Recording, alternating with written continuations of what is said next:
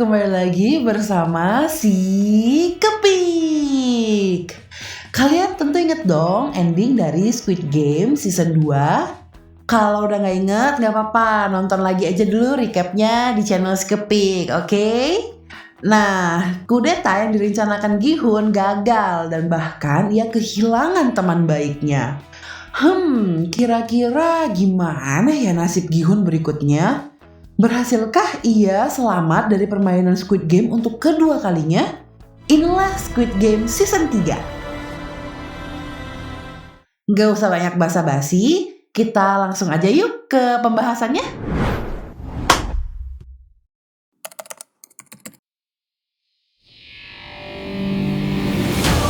Para pemain telah gagal dalam kudeta mereka.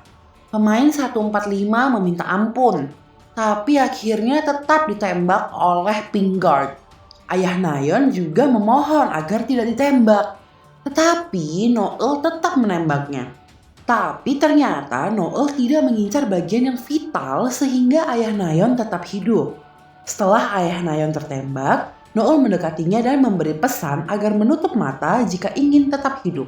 Seorang Pink Guard lain membawa ayah Nayeon dengan tandu dan memasukkannya ke dalam peti yang diberi tanda plus di sampingnya. Pink Guard lain kemudian menghampiri Noel untuk memberi selamat karena telah mulai patuh menjalankan tugasnya, yaitu tidak menembak mati para pemain. Setelah itu, ia meminta untuk diajak ke ruang operasi pengambilan organ ilegal. Sementara itu, para pemain sedang beristirahat di ruangan masing-masing. Beberapa Pink Guard datang membawa sebuah peti dan meletakkannya di tengah ruangan. Para pemain mendekat dan terkejut ketika peti dibuka. Di dalamnya terdapat Gi-hun. Mereka memastikan bahwa Gi-hun masih hidup, lalu memindahkannya ke atas ranjang. Di sisi lain, para polisi melakukan pencarian korban, operator drone yang tenggelam di laut menggunakan kapal. Namun, Kapten Park menolak mengakui kejadian itu. Berdalih korban jatuh karena mabuk. Woo-sok menyanggah, mengatakan bahwa semalam ia mendengar seseorang di luar dan suara benda jatuh. Namun saat ia keluar, hanya Kapten Park yang ada di sana. Detektif Hwang tetap ingin melanjutkan pencarian di lokasi itu. Namun Kapten Park menolaknya, menganggap mustahil ada yang selamat di tengah ombak besar. Ia pun mengalihkan perhatian Detektif Hwang untuk fokus mencari pulau Squid Game. Gi-hun akhirnya tersadar, semua mata tertuju padanya. Ia merasa bersalah karena ada 35 pemain yang tereliminasi. Dengan marah, ia mendatangi para Pink Guard yang berada di ruang pemain, sementara frontman mengawasi dari balik CCTV dengan duduk santai sambil menikmati secangkir minumannya. Kapten Park ternyata menelpon frontman, melaporkan bahwa ia akan kembali ke pelabuhan untuk mencari operator drone baru. Frontman memerintahkan agar jangan sampai pulau ini ditemukan sebelum permainan berakhir. Ia juga memberi instruksi untuk membunuh para serdadu bayaran jika situasi memburuk. Frontman menegaskan agar ruangan dirapikan karena para VIP akan segera tiba. Kembali ke ruang pemain, tangan kanan Song Gi-hun diborgol keranjang. Ia menerima hinaan dan cacian dari para pemain yang mengira ia sengaja melakukan kudeta supaya banyak pemain yang terbunuh dan Gi-hun bisa menang sendirian. Sonyo mengintimidasinya hingga Gi-hun terpancing emosi dan mencekiknya. Mereka kemudian dipisahkan oleh pemain lain. Sementara itu, Noel memasuki ruang operasi ilegal dan menggagalkan tindakan bedah terhadap ayah Nayeon. Ia menembak seluruh Pink Guard di ruangan itu. Waktu makan telah tiba. Geumja, Young-sik, dan Hyunju menghampiri Gi-hun. Mereka berterima kasih pada Gi-hun karena mereka paham kalau Gi-hun mencoba menghentikan permainan ini dan menolong mereka semua. Woo-sok mendatangi Detektif Hwang untuk menyampaikan kecurigaannya terhadap Kapten Park yang saat kejadian memegang obeng. Namun, Detektif Hwang tidak mempercayainya karena Kapten Park pernah menolongnya. Dalam perjalanan menuju area permainan, mayat para pemain yang melakukan kudeta digantung dan dipajang sebagai pengingat bagi para pemain kalau tindakan kudeta akan memiliki konsekuensi yang fatal. Setelah itu, para pemain menekan alat yang mengeluarkan bola berwarna merah atau biru sebagai penanda tim. Gi-hun mendapat bola merah. Sementara itu, Noel mendonorkan darahnya untuk ayah Nayeon. Karena golongan darahnya O sehingga bisa membantu proses tersebut. Noel dibantu Dr. Pingard yang diancam agar mau menyelamatkan ayah Nayeon. Permainan baru dimulai dengan durasi 30 menit. Permainan kali ini adalah jenis petak umpet tapi versi maut. Tim merah bertugas menemukan dan membunuh tim biru. Sementara tim biru harus bersembunyi. Setiap anggota tim biru diberi satu kunci untuk membuka pintu yang akan membawa mereka keluar dari arena permainan dengan selamat.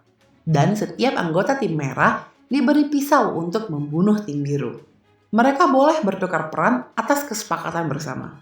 Di laut, Detektif Hwang bersama timnya kembali menyusuri area pencarian bersama Kapten Park.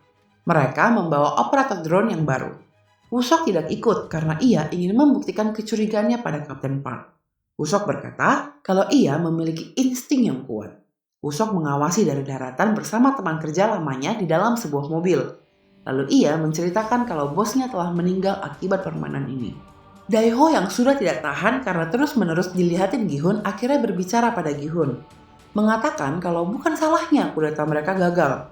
Dae-ho lanjut mengatakan kalau seharusnya mereka menyerang tim O, bukan Pink Squad. Namgyu yang sadar kalau Min-soo ternyata menyukai Semi, terus membuli Min-soo, mengatakan kalau Min-soo hanya berdiam diri saat menyaksikan Semi dibunuh oleh Namgyu. Waktu permainan hampir dimulai. Di detik-detik terakhir, Junhee yang masuk tim merah bertukar peran dengan Myunggi. Sementara Gemja yang juga masuk tim merah bertukar peran dengan anaknya. Tim biru diberi waktu 2 menit untuk mencari tempat persembunyian. Sementara tim merah menunggu giliran masuk. Namgyu mengajak Myunggi bekerja sama untuk membunuh tim biru. Ia berasumsi bahwa tim biru akan melawan habis-habisan sehingga lebih baik menyerang bersama. Di sisi lain, Hyunju membantu Junhee dan Gemja berjalan mencari ruangan persembunyian. Agak ironis ya, Hyunju yang acap kali dipandang sebelah mata karena ia adalah seorang transgender, justru ia yang paling cerdik dan bijak dalam memainkan permainan berkat ketenangannya dan kemampuannya berpikir logis di bawah tekanan. Setelah waktu habis, tim merah diizinkan masuk ke dalam ruangan. Song Gi-hun berjalan paling akhir, penuh amarah sambil menggenggam pisau di tangannya. Rasanya kita sudah tahu ya siapa yang akan diincar oleh Gi-hun.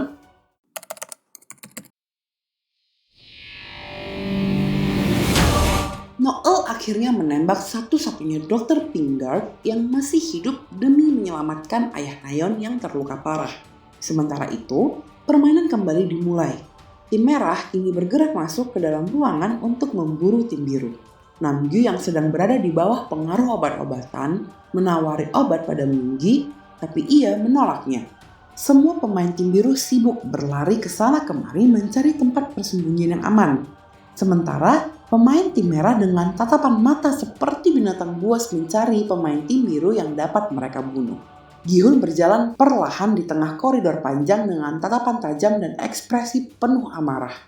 Senyo bersama 4 pengikutnya yang naif sibuk meramal arah aman dengan kekuatan yang ia yakini sebagai petunjuk spiritual. Setiap pintu memiliki lubang kunci yang berbentuk kotak, lingkaran, atau segitiga. Pintu-pintu tersebut tentu hanya bisa dibuka oleh kunci yang bentuknya cocok dengan lubangnya. Pintu terkunci yang sudah terbuka tidak bisa dikunci lagi. Beberapa pintu bahkan memiliki 3 lubang kunci sehingga harus dibuka dengan 3 bentuk kunci yang berbeda sekaligus. Jongdae gagal membuka pintu karena kuncinya tidak cocok. Namun beruntung ditolong oleh pemain 232 yang memiliki bentuk kunci yang cocok. Di sisi lain, Hyunju, Gemja, dan Junhee bekerja sama.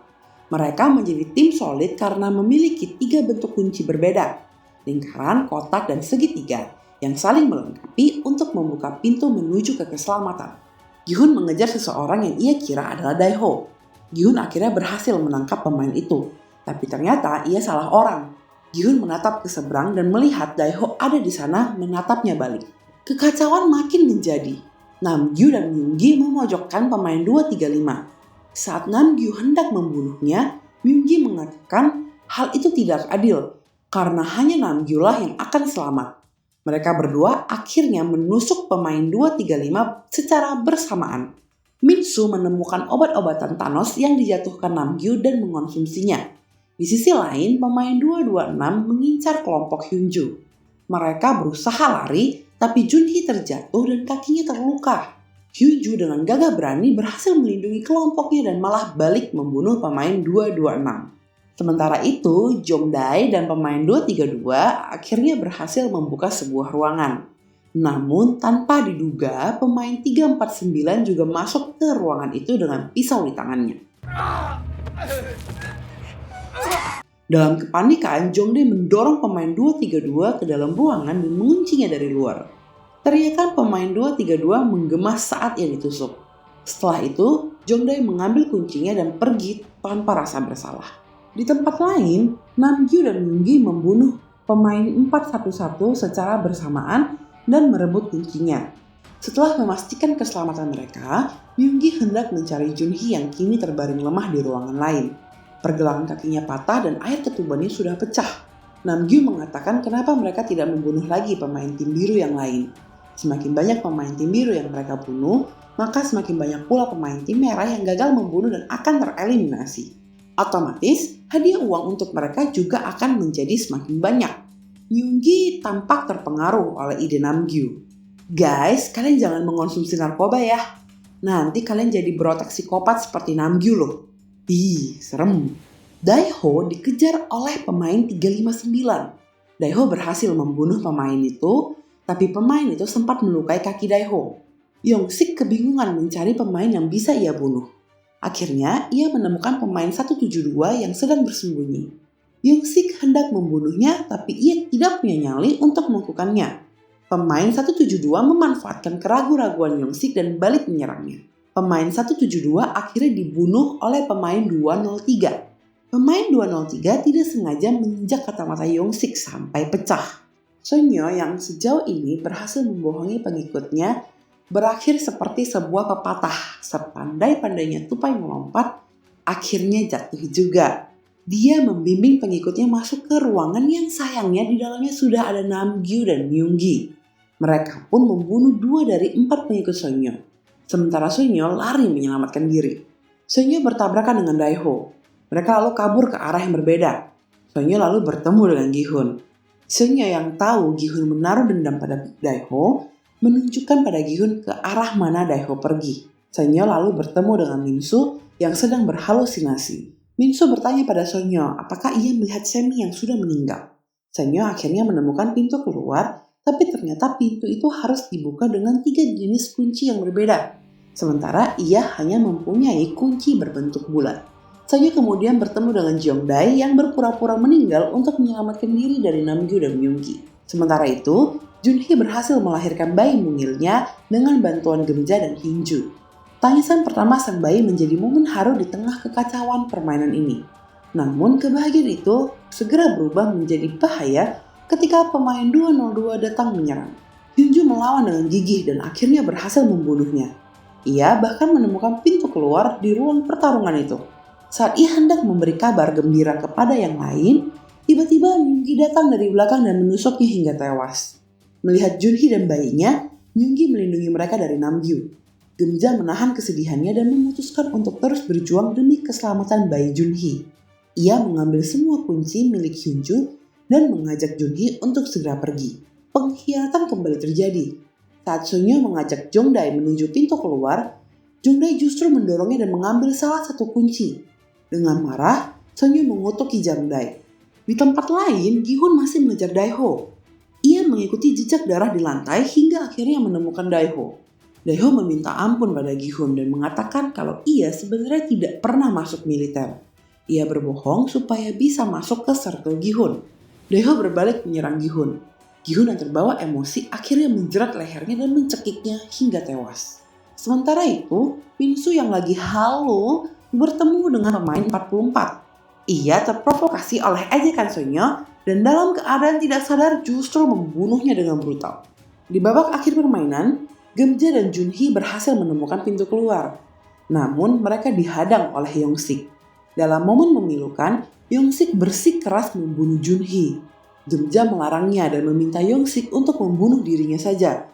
Gemja rela mengorbankan diri demi anaknya dan Junhee yang baru saja menjadi seorang ibu. Tapi Yongsik tentu tidak sanggup membunuh ibunya sendiri. Dan ia berniat untuk membunuh Junhee. Saat hendak menusuk Junhee, Gemja menusuk Yongsik dari belakang dengan tusuk rambutnya. Permainan pun akhirnya berakhir. Para Pink Guard memasuki arena dan menembak para pemain tim merah yang gagal menyelesaikan misi mereka. Gi-hun mencoba bunuh diri, tapi dihentikan oleh Pink Guard.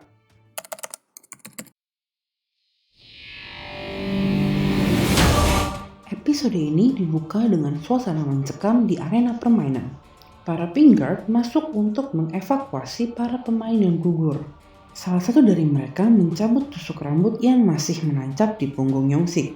Sementara jenazah Daeho, Sonyo, dan Hyunju diangkat dan dimasukkan ke dalam peti hitam khas permainan ini. Mereka menyusuri koridor panjang, namun di tengah perjalanan, seorang pemain yang ternyata masih hidup tiba-tiba menyerang salah satu Pink Guard. Serangan itu tidak bertahan lama. Tembakan dari penjaga lain langsung menghentikan nafasnya. Saat beberapa Pink Guard membuka topeng mereka, terungkap bahwa sebagian bukan warga asli Korea Selatan. Ternyata mereka adalah para milioner yang biasa menonton permainan Squid Game. Tapi kali ini mereka ingin merasakan sensasi berada langsung di arena permainan. Dari ruang kontrol, frontman mengawasi semua pergerakan mereka lewat layar CCTV dengan tatapan dingin dan penuh perhitungan. Para pemain yang berhasil selamat dikumpulkan kembali ke ruang istirahat. Ketegangan masih terasa kuat. Namgyeom menyadari kalau kalung salib Thanos hilang dan ia ingin kembali ke arena permainan untuk mencari kalung itu. Tapi Pink Guard tidak mengizinkannya. Suasana tiba-tiba hening ketika terdengar suara tangisan bayi. Semua mata tertuju pada Gemja dan juga Junhee. Di sudut ruangan lain, Gi-hun duduk termenung. Wajahnya kaku tanpa ekspresi. Di tempat berbeda, Pink Guard nomor 16 yang ternyata adalah ayah Nayeon yang sempat diselamatkan berbicara dengan Noel. Ia menanyakan alasan mengapa Noel berani menolongnya. Padahal tindakan itu bisa membuatnya dieksekusi. Sementara itu, Gemja yang menggendong bayi milik Junhee menjelaskan bahwa bayi itu menangis karena lapar. Dan ia pun membantu Junhee untuk menyusui. Dari kejauhan, Myunggi diam-diam memperhatikan Junhee. Tidak lama, beberapa Pink Guard masuk ke ruang pemain, mengucapkan selamat karena mereka telah berhasil melewati permainan sebelumnya. Dari total peserta, 35 orang telah gugur dan kini hanya tersisa 25 pemain. Hadiah sementara mencapai 43,1 miliar won. Artinya masing-masing berhak atas 1,724 miliar won jika permainan dihentikan. Mereka diberi kesempatan untuk memilih, melanjutkan permainan atau berhenti di titik ini. Sementara itu, para VIP dengan topeng wajah mewah berkumpul di sebuah ruangan eksklusif. Mereka berbincang santai tentang pencapaian dan sensasi permainan sambil meneguk minuman mahal. Dari kejauhan, suara tawa mereka berpadu dengan pantulan layar yang menampilkan wajah para pemain yang sedang kebingungan menentukan pilihan hidup dan mati. Di sisi lain, Detektif Hwang terus melakukan pencarian melalui jalur laut. Dari atas kapal, Kapten Park memantau setiap gerak-geriknya dengan tatapan curiga. Di daratan, Woo-sok menelpon Detektif Hwang, menyampaikan informasi baru yang ia peroleh dari warga dan nelayan setempat mengenai Kapten Park. Ternyata warga sekitar situ tidak ada yang mengenal Kapten Park. Ia mendesak Hwang agar tetap waspada terhadap Kapten Park. Kembali ke arena, Pink Guard menginstruksikan para pemain untuk memilih tanda bulat atau silang di layar sebagai simbol keputusan mereka. Gemja berusaha keras membujuk para pemain lain agar menolak permainan berikutnya. Namun hasil akhir menunjukkan 16 orang setuju untuk melanjutkan dan hanya 8 orang yang menolak. Suara mayoritas menentukan permainan akan berlanjut. Para Pink Guard memerintahkan semua peserta untuk beristirahat dan menikmati waktu santai mereka yang singkat. Sementara itu, drone milik Detektif Hwang gagal mendeteksi pulau yang dicurigai. Kapten Park menyarankan untuk kembali, tapi Hwang tiba-tiba melihat area yang tampak familiar.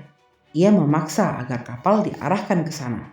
Di ruang pemain, Gemja membawa makanan untuk Junhee dan merawatnya seperti anak sendiri. Namun di ruang kontrol, pimpinan Serdadu mengetahui pengkhianatan Noel. Ia memerintahkan bawahannya untuk segera menangkap Noel dan Serdadu nomor 16. Saat ia berbalik, sosok Noel sudah berdiri di hadapannya dengan senapan terarah ke dada pemimpin serdadu. Noel meminta pimpinan serdadu untuk membiarkan ia dan ayah Nayon pergi. Detektif Huang akhirnya menemukan lokasi di mana ia dulu ditembak oleh frontman, yang tak lain adalah kakak kandungnya. Ia segera mengabari tim di kapal. Namun karena malam semakin gelap, ia diminta untuk kembali sementara waktu. Huang menolak dan mengatakan kalau mereka harus mencari lokasi Squid Game sekarang juga. Kembali ke arena, malam berjalan sunyi. Gemja mendatangi Junhee dan bayinya untuk memastikan mereka aman. Ia lalu menghampiri Gi-hun dan berkata bahwa semua ini bukan salahnya. Ia bercerita kalau sejak dulu Young-sik adalah orang yang lemah. Gemja bahkan mengaku ia pernah memaki Young-sik karena muak melihat sifatnya yang lemah. Tetapi bagaimanapun, ia sangat menyesal karena telah membunuh Young-sik dengan tangannya sendiri. Gemja memohon agar Gi-hun mau menolong Junhee dan bayinya. Di tempat lain, Woo-seok diam-diam menyusup ke rumah Kapten Park sementara rekannya, Mudong, menunggu di mobil. Mereka menemukan beberapa foto yang memperlihatkan Kapten Park bersama pria Dakji. Namun pencarian mereka terganggu ketika seekor anjing penjaga menyerang. Dalam kepanikan, Woo-seok menembak hewan itu. Ia juga menemukan tumpukan uang di bawah kandang anjing dan seragam Pinkguard yang tersimpan rapi dalam kantong plastik. Tiba-tiba polisi memergokinya. Keesokan paginya, para pemain dikejutkan oleh kedatangan Pinkguard yang membawa sebuah peti ke ruang istirahat. Saat dibuka, semua terdiam. Gemja ditemukan tewas gantung diri. Junhee menangis histeris sambil memeluk bayinya. Kesedihan itu terasa menyesakkan hingga bayi kecil itu pun ikut menangis.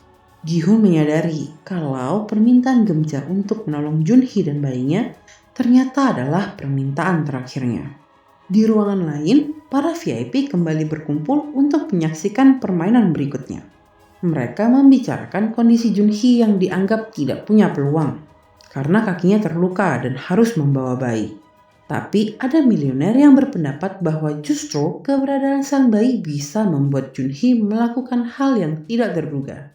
Dalam arena, Junhee bersiap memulai permainan dan berusaha menaruh bayinya di kursi. Lalu akan mengambilnya kembali setelah permainan berakhir. Tetapi Pinkguard mengumumkan bahwa siapapun yang berada di arena dianggap peserta. Akhirnya dengan penuh kepercayaan, Junhee menyerahkan bayinya kepada Gi-hun. Permainan kelima pun dimulai. Di sini para pemain akan bermain lompat tali. Bedanya, kalau di sini mereka terkena tali, mereka akan jatuh dari ketinggian berpuluh-puluh meter. Min-soo yang sekarang jadi berani sejak mengonsumsi narkoba menghampiri Namgyu yang terlihat gelisah sejak obatnya hilang. Min-soo memberitahu Namgyu kalau kalung salib Thanos ada di dia, tapi dia malah melempar kalung itu ke tengah jembatan. Namgyu pun dengan terpaksa memberanikan diri untuk jadi orang pertama yang berusaha menyeberang. Awalnya Namgyu berhasil sampai ke tengah jembatan dan mengambil kalung salib Thanos. Tapi saat ia membukanya, ternyata kalung itu sudah kosong. Tidak ada obatnya lagi. Dalam kekagetannya, tiba-tiba tali berayun dan ia pun menjadi korban pertama di permainan ini. Dendam Min-soo pada Namgyu yang telah membunuh Semi terbayar sudah. Gi-hun menjadi pemain kedua yang mencoba menyeberangi jembatan. Ia melakukannya sambil membawa bayi Junhee. Dengan ketangkasannya, ia berhasil mencapai tengah jembatan. Ternyata di tengah jembatan ada lubang yang harus dilompati. Gi-hun sempat terhambat di situ, tapi ia akhirnya berhasil melompati lubang itu dan menyeberang dengan selamat. Junhee pun lega melihat bayinya selamat. Beberapa pemain mulai memberanikan diri menyeberang setelah melihat keberhasilan Gi-hun. Pemain 096 berhasil menyeberang, tapi ia malah mendorong pemain di belakangnya sampai terjatuh.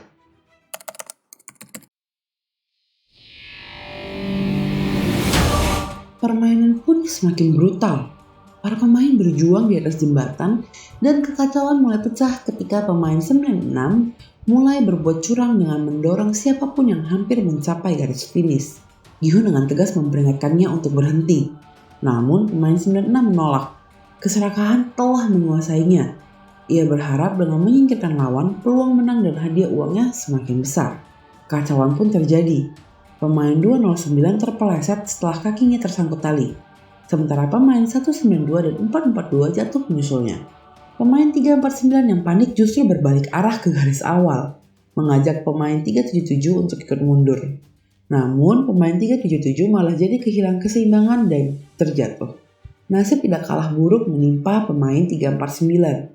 Ia tergelincir dan hampir jatuh. Lalu sempat selamat hanya untuk ditendang ke bawah oleh pemain 203 yang ingin maju lebih dulu. Melihat hal itu, Gi-hun pun geram. Ia mengancam akan mendorong pemain 96 jika tetap berbuat curang. Akhirnya pemain 96 mundur dengan enggan. Sementara Gi-hun menolong Jong-dae dan pemain lain yang tertinggal di belakangnya. Di sisi lain jembatan, Myung-gi mendekati Jun-hee dan memintanya melanjutkan permainan. Namun justru terjadi perdebatan sengit antara keduanya. Jun-hee marah pada Myung-gi yang telah membunuh Hyun-ju. Padahal Hyun-ju telah menolong Jun-hee dan bayinya. Jun-hee tidak akan memaafkan Myung-gi karena hal itu. Ketegangan meningkat ketika pemain 96 menyerang Gi-hun dari belakang. Mereka terlibat perkelahian sengit di atas jembatan sempit. Pemain 96 sempat mencekik Gi-hun hingga nyaris tak bernafas. Namun Gi-hun berhasil membalas dengan menusuk matanya. Dalam pergulatan berdarah itu, Gi-hun melemparnya ke arah tali jembatan hingga tubuh pemain 96 terpental dan jatuh ke bawah lalu tewas seketika. Gi-hun berteriak agar para pemain segera melompat ke sisi aman. Beberapa pemain berhasil selamat, walau ada juga yang tidak selamat. Saat Gi-hun hendak kembali ke seberang untuk menolong Jun-hee, ia menolak. Ia sadar jika mereka mati, bayinya juga akan mati. Dengan tekad terakhirnya, Jun-hee memilih mengakhiri hidupnya dengan menjatuhkan diri dari ketinggian. Pimpinan Serdadu membiarkan Noel dan ayah Nayeon yang bernama Gyeong-sok kabur. Para pemain yang selamat digiring ke ruangan untuk istirahat. Para VIP tampak semakin terhibur. Salah satu dari mereka tertawa melihat bayi pemain 222 yang ikut berada di arena. Bahkan ada yang berkomentar sinis bahwa bayi itu seharusnya mengikuti nasib ibunya. Akhirnya mereka sepakat bayi tersebut akan menggantikan pemain 222 secara simbolis. Dari 25 pemain, kini hanya tersisa 8 orang. Pemain 336 menghampiri pemain 353, membicarakan hadiah yang terus bertambah. Mereka merasa jumlahnya sudah cukup besar untuk membayar hutang dan mengubah hidup mereka. Beberapa saat kemudian, Pingard datang dan mengumumkan hadiah terbaru serta peserta yang dimunculkan kembali. Nomor 222. Para pemain terkejut dan menolak karena mereka tahu pemain 222 telah mati. Ketika menyadari bahwa bayi dalam gendongan Gi-hun kini dianggap sebagai pemain 222, sebagian pemain marah dan ingin menyingkirkannya. Tindakan itu segera dihentikan oleh Pingard yang menembaki peluru ke udara, memperingatkan bahwa segala bentuk kekerasan di luar aturan akan dianggap pelanggaran berat. Di luar arena, situasi juga memanas. Usok dan rekannya diinterogasi oleh polisi. Usok berusaha meyakinkan polisi tentang permainan mematikan itu dan menunjukkan bukti, tapi mereka menganggapnya omong kosong. Sementara itu, Detektif Hwang dan timnya terus menganalisis posisi pulau misterius itu. Detektif menelpon Kapten Park mengatakan kalau seseorang telah masuk ke rumahnya dan membunuh anjingnya. Detektif kemudian mengatakan kalau nama orang yang telah menerobos masuk ke rumahnya adalah Usok. Usok pun panik dan ingin segera menelpon Hwang untuk memberitahu kalau kedok Kapten Park sebagai bagian dari sindikat Squid Game sudah terbongkar. Kapten Park menghubungi frontman, mengatakan kalau kedok mereka sudah terbongkar. Frontman lalu menyuruh Kapten Park dan Ko membunuh tim Hwang. Usok dengan kecerdikannya akhirnya berhasil menelpon Hwang tentang apa yang terjadi. Tapi terlambat. Kapten Park menembaki semua tim Hwang hingga tewas dan hanya menyisakan satu orang yang bernama Kim. Hwang akhirnya membunuh Kapten Park dengan harpun. 8 pemain yang tersisa kini mendapatkan fasilitas mewah dan makanan lengkap. Sebuah jebakan kenyamanan sebelum ronde baru dimulai. Bayi Jun-hee tidak lupa diberi susu. Pingard lalu mengumumkan peraturan permainan selanjutnya di mana mereka dapat memilih minimal 3 orang untuk dieliminasi. Setelah dilakukan pemungutan suara, mayoritas memutuskan untuk melanjutkan permainan. Para VIP bersorak puas, menikmati tontonan berdarah itu dari ruang gelap mereka. Sementara itu, Detektif Hwang semakin yakin lokasi permainan tersembunyi di titik peta yang pernah dicoret oleh Kapten Park. Kapten Ko mengabarkan frontman kalau Kapten Park dari perahu pertama telah terbunuh. Di sisi lain, Noel dan Gyeong-sok hampir berhasil kabur. Pimpinan Serdadu mengatakan kalau ia tahu di mana anak Gyeong-sok dirawat. Melihat keselamatan Nayeon terancam, Noel memutuskan untuk menyuruh Gyeongsok melanjutkan perjalanan agar bisa bertemu dengan putrinya di dunia luar. Pada saat yang sama, Gi-hun akhirnya dipanggil menghadap frontman. Di ruang gelap itu, frontman membuka topengnya perlahan, memperlihatkan wajah dingin tanpa emosi. Gi-hun pun terkejut melihat frontman ternyata tak lain dan tak bukan adalah Hyung-il yang sebenarnya adalah In-ho. In-ho berkata pada Gi-hun kalau sisa pemain yang selamat berencana untuk menyingkirkan Gi-hun dan bayi Junhee. Ia meletakkan sebilah pisau di hadapan Gi-hun dan berkata dengan suara berat, "Jika kau ingin bertahan hidup dan menyelamatkan bayi itu, bunuhlah pemain lainnya." Kalimat itu menggema di ruangan hening, menandai babak baru dari permainan maut yang kini bukan lagi sekedar tentang uang, tapi tentang batas kemanusiaan.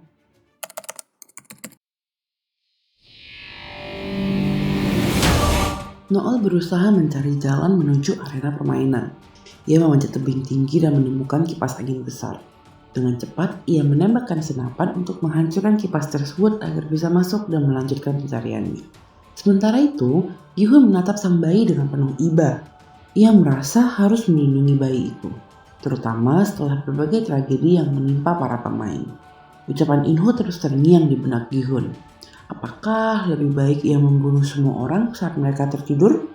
Toh mereka juga sudah berniat untuk menyingkirkan Gi-hun dan sang bayi. Jongdae yang sedang tertidur menjadi target pertamanya. Gi-hun perlahan mengangkat pisau dan mengarahkannya tepat ke leher Jongdae. Pada saat yang sama, In-ho tengah mengawasi semua gerak-geriknya dari balik CCTV. In-ho ternyata dulu pernah berada di posisi Gi-hun. Il-nam menganjurkannya untuk membunuh semua pemain saat mereka tertidur. Bedanya, In-ho mematuhi anjuran Il-nam tanpa ragu-ragu. Tapi Gi-hun bukan orang seperti itu. Ia teringat dengan nasihat Tae-byok yang melarangnya membunuh Sang-woo. Akhirnya, ia menurunkan pisaunya, meninggalkan tempat tidur Jongdae dan kembali ke ranjangnya dengan wajah murung. Di sisi lain, detektif Hwang bersama timnya masih terus melakukan pencarian di laut untuk menemukan pulau tempat permainan berlangsung. Saat kapal berlayar, teleponnya berdering. Suara di ujung panggilan itu menyebut namanya dengan tenang. Ternyata itu adalah In-ho. Ia memperingatkan detektif Hwang agar menghentikan pencarian karena tindakan itu hanya akan membahayakan nyawanya sendiri. Pagi pun tiba. Para pemain terbangun dari tidur, sementara 3 pink guard memasuki ruang istirahat. Gi-hun dengan sigap menggendong anak Junhee, berusaha melindunginya dari kemungkinan bahaya. Di tempat lain, Noel akhirnya menemukan jalan menuju ruangan yang ia cari. Ia kembali menemui pimpinan serdadu dan menodongnya dengan senjata. Kali ini, Noel meminta si pimpinan menghapus semua file dan data dari Gyeongsok, pemain nomor 246. Setelah menghapusnya, sang pimpinan berkata kalau masih ada hard copy data pemain 246 yang tersimpan di ruang frontman dan hanya ia yang punya akses ke tempat tersebut. Noel meminta pimpinan mengantarnya ke ruangan tersebut. Saat di dalam lift, tiba-tiba pimpinan menyerang Noel. Sementara itu, para pemain sudah tiba di arena permainan berikutnya. Para VIP menyaksikan semuanya dari ruangan khusus yang dilengkapi layar besar. Para pemain diminta masuk ke dalam lift yang membawa mereka ke bagian tertinggi dari sebuah bangunan. Noel masih bertarung melawan pimpinan. Noel bertarung dengan sekuat tenaga karena ia sangat peduli dan khawatir dengan Nayeon. Pertarungan semakin brutal. Pimpinan akhirnya berhasil melumpuhkan Noel. Si pimpinan lalu menusukkan pisau ke pinggang Noel. Saat sang pimpinan menerima panggilan telepon, Noel memanfaatkan kesempatan itu untuk kabur menuju lift dan mengambil senapan. Ia pun menembaki pimpinan bertubi-tubi. Sementara itu, para pemain berhasil tiba di puncak arena permainan. Di sana terdapat 3 platform besar berbentuk persegi, segitiga, dan lingkaran yang tingginya puluhan meter. Untuk bisa melewati setiap platform, para pemain harus mengorbankan 1 orang untuk didorong jatuh ke jurang. Tapi mereka boleh mengorbankan lebih dari 1 orang kalau mereka berkenan. Hitung mundur baru akan dimulai kalau mereka menekan tombol. Kalau ada pemain yang terjatuh sebelum tombol ditekan, tidak akan dihitung. Ke-6 pemain sepakat untuk mengorbankan Gi-hun, bayi Junhee, dan Min-soo. Min-soo yang sudah mengalami halusinasi akibat obat-obatan berjalan mendekati tepi platform berbentuk persegi. Ia berdialog dengan Thanos dan Namgyu. Para pemain berdiskusi harus mengorbankan siapa dulu. Awalnya banyak yang voting bayi Junhee lah yang harus dieliminasi dulu dengan alasan Hidupnya juga akan susah nanti kalaupun ia dibiarkan hidup, mengingat ibunya sudah mati dan ayahnya tidak diketahui. Myung-gi yang merupakan sang ayah tentu tidak ingin bayinya mati. Ia mengatakan kalau akan susah untuk memisahkan sang bayi dari pelukan Gi-hun. Lebih baik mereka menyingkirkan dulu target yang lebih mudah, yaitu Min-soo. Para VIP memperhatikan diskusi itu dengan antusias. Mereka saling bercanda, menebak-nebak siapa yang akan didorong berikutnya. Para pemain sadar kalau tidak mudah mendorong seseorang dari ketinggian, karena bisa saja orang yang mendorongnya ikut terjatuh. Karena tidak ada yang mau volunteer mendorong Min-soo, akhirnya Myung-gi mengusulkan agar mereka mendorong Min-soo menggunakan tiang besi yang tertancap di tengah arena. Min-soo pun terjatuh ke jurang dan tereliminasi. Noel terus bergerak menelusuri lorong demi lorong, menembak setiap kunci pintu yang menghalangi jalannya. Ia akhirnya berhasil memasuki ruang arsip yang menyimpan seluruh data pemain dari tahun ke tahun. Setelah mencari dengan cepat, ia menemukan berkas data milik Gyeong-sok. Sementara itu, Gyeong-sok sedang berusaha kabur dari kejaran Pinkguard. Ia berhasil menembak salah satu Pinkguard, tapi setelah itu ia kehabisan peluru. Gyeong-sok hanya bisa pasrah saat Pinkguard hendak mengeliminasinya. Tapi tiba-tiba, detektif Hwang dan Kim muncul dan menembak Pinkguard. Kembali ke arena, pemain 353 hendak mendorong Gi-hun dan sang bayi ke jurang. Gi-hun berkata kalau ia membunuh mereka berdua, siapa yang akan ditumbalkan nanti di arena terakhir. Mendengar perkataan Gi-hun, ia pun jadi ragu untuk mendorong Gi-hun dan sang bayi. Pemain 203 tidak sabar dan menekan tombol. Para pemain bermain batu gunting kertas untuk menentukan siapa yang harus memisahkan Gi-hun dari bayi Junhee. Hasilnya menunjuk pada pemain 336. Pemain 336 membujuk Gi-hun agar mau ke tengah platform untuk mengambil undian siapa yang akan tereliminasi. Gi-hun yang pintar tahu kalau mereka berbohong dan meminta merekalah yang mendekati Gi-hun ke pinggir jurang. Bukan sebaliknya. Pemain 336 diikat dengan jas para pemain. Pemain 336 akhirnya nekat mendorong Gi-hun, tapi Gi-hun berhasil bertahan. Gi-hun kemudian menggunakan pisau pemberian Inho untuk memotong jas yang mengikat pemain 336 dan membalikkan keadaan. Sekarang pemain 336 lah yang berada di tepi jurang. Tiba-tiba Myung-gi melaju dengan tongkat besinya. Tapi yang ia dorong ternyata pemain 336, bukan Gi-hun. Myung-gi pun akhirnya mengaku kalau dialah ayah si bayi. Myung-gi akhirnya bersekutu dengan Gi-hun, mengatakan kalau mereka mempunyai pisau dan tiang besi sebagai senjata sehingga mereka tidak perlu takut lagi menghadapi pemain yang lain. Menyadari kalau Gi-hun dan Myung-gi bukan lagi lawan yang lemah, ketiga pemain akhirnya memutuskan untuk menumbalkan pemain 39. Mereka menggebuki dan berniat melemparkannya ke jurang. Tapi Gi-hun tidak setuju dengan cara itu. Ia ingin korban ditentukan lewat voting. Keadaan semakin memanas dan waktu permainan juga sudah hampir berakhir. Sehingga mereka akhirnya memilih dengan cara kekerasan. Pemain 203 berusaha merebut pisau dari tangan Gi-hun. Sementara pemain 353 adu kekuatan dengan Myung-gi. Gi-hun akhirnya menusuk pemain 203, sementara Myung-gi berhasil menjatuhkan pemain 353. Myung-gi akhirnya juga menjatuhkan Jong-dae. Pemain 39 tidak mau dijadikan tumbal dan memilih untuk menjatuhkan dirinya sendiri. Sekarang yang tersisa adalah Gi-hun, Bae Junhee, dan Myung-gi. Dan mereka harus memutuskan siapa yang akan menjadi tumbal selanjutnya.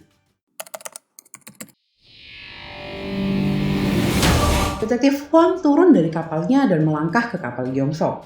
Ia hampir saja menarik pelatuk dan menembak pemain tersebut. Namun sebelum peluru dilepaskan, Gyeong-sok menjelaskan bahwa dirinya adalah salah satu peserta permainan yang berhasil melarikan diri. Detektif Hwang bertanya tentang keberadaan pulau tempat permainan berlangsung. Gyeong-sok kemudian menunjukkan lokasi pulau itu kepada sang detektif. Sementara itu di arena permainan berlanjut. Kini hanya tersisa Gi-hun, Bae Junhee, dan Myung-gi. Saat jembatan logam telah terhubung di antara dua platform raksasa, Myung-gi melangkah lebih dulu untuk menyeberang. Saat Gi-hun hendak menyeberang, Myung-gi menghalanginya dengan tiang besi, meminta Gi-hun untuk menyerahkan anaknya. Hal itu berarti Myung-gi berniat membunuh anaknya di platform terakhir. Wow, sungguh ayah yang dajjal. Di tempat lain, Noel berjuang dengan sisa tenaganya. Luka di perut akibat tusukan pisau terus mengeluarkan darah. Namun, ia tetap fokus menghancurkan semua data para pemain. Ia menyiram berkas-berkas itu dengan minuman keras, menyalakan api, dan menatap kobaran yang perlahan membakar segalanya. Sambil meneguk alkohol, ia seakan ingin melupakan seluruh dosa dan penderitaan yang telah ia saksikan. Ternyata, Noel memiliki suami dan putri di Korea Utara. Sayangnya, dua-duanya telah tewas. Detektif Huang telah melaporkan titik lokasinya kepada petugas penjaga di darat. Ia memutuskan melanjutkan perjalanan menuju pulau itu sendirian. Ketegangan semakin meningkat. Myung-gi menodongkan senjatanya ke arah Gi-hun dan memintanya menyerahkan bayi Jun-hee. Gi-hun berkata kalau ia tidak perlu melakukan itu, sebab ia akan mengorbankan dirinya di platform terakhir. Myung-gi tidak percaya dan menganggap itu hanya akal bulus Gi-hun. Melihat Myung-gi makin melantur, Gi-hun akhirnya mematuhi perintah Myung-gi dan meletakkan bayi Jun-hee di jembatan. Myung-gi mengambil sang bayi dengan tiang besi dan ketika ia lengah, Gi-hun meloncat ke platform terakhir. Pertarungan sengit pun terjadi di antara mereka berdua. Pisau melawan tiang besi. Myung-gi berhasil menjatuhkan pisau Gi-hun dan Gi-hun juga berhasil menjatuhkan tiang Myung-gi. Dalam keputusasaan, Myung-gi mengancam Gi-hun dan mengangkat bayinya, berusaha menjatuhkannya jika Gi-hun mendekat. Saat Gi-hun mundur, Myung-gi mengambil pisau Gi-hun dan menyerang Gi-hun dengan pisau itu. Pertarungan mereka mencapai puncaknya saat keduanya tergelincir di tepi platform. Gi-hun bergantung pada tepi besi, sementara Myung-gi berpegangan pada jas Gi-hun. Namun, nasib telah menentukan. Jas Gi-hun sobek dan Myung-gi terjatuh ke jurang, meninggalkan Gi-hun dan bayi Jun-hee sebagai satu-satunya yang tersisa. Sementara itu, kapal penjaga pantai telah sampai di lokasi. Lewat drone, frontman menyadari hal itu. Detektif Huang akhirnya berhasil mencapai tempat permainan berlangsung. Di sisi lain, Noel berniat mengakhiri hidupnya. Namun, tangisan bayi dari kejauhan menghentikan niat tersebut. Di arena, Gi-hun menekan tombol permainan. Gi-hun memeluk bayi 222 dengan penuh kasih sayang. Dengan air mata yang mengalir, ia menatap bayi itu, mengucapkan salam perpisahan dengan lembut. Sesaat kemudian, Gi-hun menatap kamera pengawas dan berbicara dengan suara tegas. "Kami bukan kuda. Kami manusia." Kata-kata terakhir itu, ia melompat dari ketinggian dan mengakhiri hidupnya. Tamu VIP dan frontman hanya bisa terdiam melihat pengorbanan Gi-hun. Bahkan Noel pun sampai membatalkan niatnya untuk bunuh diri. Pingard memberitahu frontman kalau penjaga pantai sudah sampai di pulau dan frontman pun memerintahkan untuk evakuasi total. Frontman juga mengaktifkan bom yang akan meledakkan semua bukti keberadaan Squid Game. Detektif Huang menyadari kalau bom sudah diaktifkan. Noel beranjak meninggalkan pulau. In-ho menyampaikan salam perpisahan terakhir untuk Gi-hun. Detektif Huang berhasil masuk ke dalam bangunan utama pulau. Ia menelusuri lorong-lorong gelap hingga menemukan deretan layar LCD yang menampilkan kakaknya, In-ho. Dengan marah, ia menembaki semua layar itu satu persatu. Pertemuan kakak beradik itu pun tidak terhindarkan. Dengan emosi bercampur sedih, Detektif Huang menanyakan alasan In-ho melakukan semua kekejian ini. In-ho tidak menjawab apa-apa. Ia pergi sambil membawa bayi 222. Menyadari bahwa sistem akan segera meledakkan seluruh pulau, Detektif Huang memutuskan untuk kembali ke laut. Dalam hitungan detik, semua arena permainan Squid Game yang telah kita ikuti selama 3 season akhirnya hancur dalam sekejap mata. Seseorang menghampiri Uang di Hotel Gi-hun. 6 bulan kemudian, Noel mengunjungi Gyeong-sok dan memberikan Nayeon permen. Gyeong-sok tidak menyadari kalau wanita di depannya adalah Pingard nomor 11 yang telah menyelamatkan nyawanya. Noel ditelepon Manchol, orang yang pernah berurusan dengan Sae-byok. Manchol berkata kalau putri Noel masih hidup dan ada di China. Sementara itu, Detektif Huang dan rekannya Mudong menjemput Woo-sok yang baru saja bebas dari penjara. Seperti biasanya, ketiganya masih sering berdebat dan Detektif Huang selalu menjadi penengah. Dalam perbincangan mereka, Huang mengaku tidak akan kembali menjadi polisi setelah kekacauan besar yang menelan banyak korban jiwa. Mereka pun bingung dan berspekulasi siapa yang telah mengambil uang Gi-hun. Sesampainya di rumah, Detektif Huang dikejutkan oleh sesuatu di depan pintu. Di sana, ada seorang bayi yang diletakkan dalam keranjang, bersama dengan sepucuk surat bertuliskan pemain 222 pemenang. Di samping surat itu, terdapat sebuah kartu ATM. Dengan rasa penasaran, Huang pergi ke mesin ATM terdekat. Saat mengecek saldo, matanya terbelalak. Rekening itu berisi 45,6 miliar won, jumlah hadiah dari Squid Game. Di bandara, Manchol menepati janjinya pada Sae-byok. Ia membawa ibu Sae-byok keluar dari Korea Utara dan mempertemukannya dengan Seo, adik Sae-byok. Manchol juga berusaha mempertemukan Nong-eul dengan putrinya di China. Woo-seok dan Woo-dong berencana merenovasi Hotel Gi-hun dan menjalankannya kembali. In-ho berada di Los Angeles. Ia mengunjungi sebuah rumah dengan membawa sebuah kotak hitam. Kotak itu ia serahkan pada seorang gadis yang ternyata adalah Ga-young, putri dari Gi-hun. Mengetahui kalau In-ho adalah kenalannya Gi-hun, Ga-young awalnya menolak. Ia kesal karena Gi-hun tidak pernah menghubunginya lagi. Namun In-ho dengan wajah penuh penyesalan berkata bahwa Gi-hun telah meninggal. Akhirnya, gadis itu pun menerima kotak tersebut dan In-ho pergi meninggalkan rumah. Ketika Ga-young membuka kotak, ia menemukan sweater Squid Game bernomor 456 dan sebuah amplop hitam kecil berisi kartu ATM atas nama Gi-hun. Di dalam perjalanan pulang, In-ho mendengar suara tamparan yang sangat keras. Ia pun menurunkan kaca mobil dan melihat dua orang sedang memainkan permainan takji. Ternyata, sindikat Squid Game belum berakhir dan bahkan sudah merambah ke benua Amerika. Wah, ternyata Squid Game sudah buka cabang di Amerika. Kira-kira akan seperti apa nih permainan Squid Game di USA? Apakah makin menegangkan dan seru? Kita tunggu aja ya kelanjutannya di season berikutnya. Jangan lupa subscribe dan tekan tombol lonceng notifikasi biar kalian gak ketinggalan video-video seru dari Sikepik. Oke, sekian dulu video kali ini. Sampai jumpa lagi di film berikutnya and bye-bye!